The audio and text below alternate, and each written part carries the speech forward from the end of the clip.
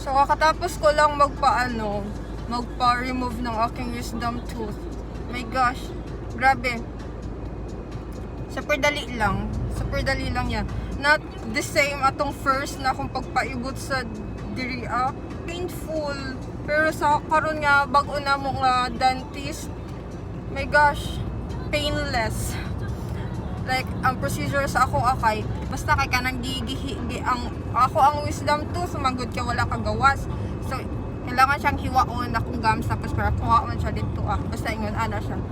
Wisdom tooth extraction. Like, oh my gosh. Grabe na ako. Nakulbaan ko kay na-trauma jud ko atong first nga pag-ibot sa ako ang wisdom tooth. Pero karon I feel relief. Charot. Unsa daw? 2 more pa na pay duha. So, kapit lang tayo, laban lang. Kung makita ninyo, medyo swollen. Nag-start na siya. Tawag dako ako ang left cheek. Next na akong schedule kasi September pa.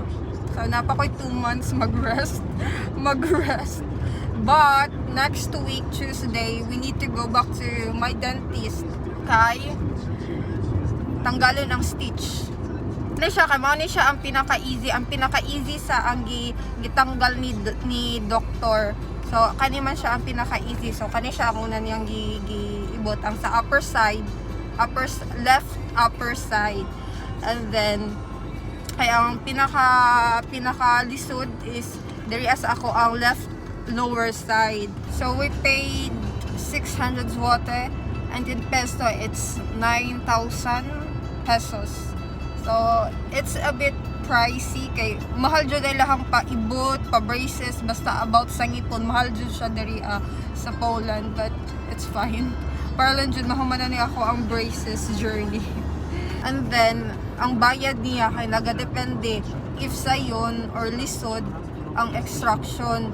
So, sa ako, man jud niya pinakasayon, so mao nang 600 na mo na bayad. So, and then kaning sa lower side, kay man ang pinakalisod, so maybe around 1,000 jud niya mo bayad next sa sunod. Israel ka. Dako kaya ko ang left side.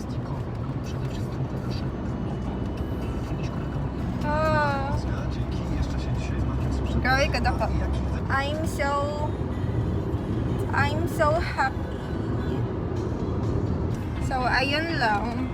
Update sa aking mga ngipon. Unsa daw?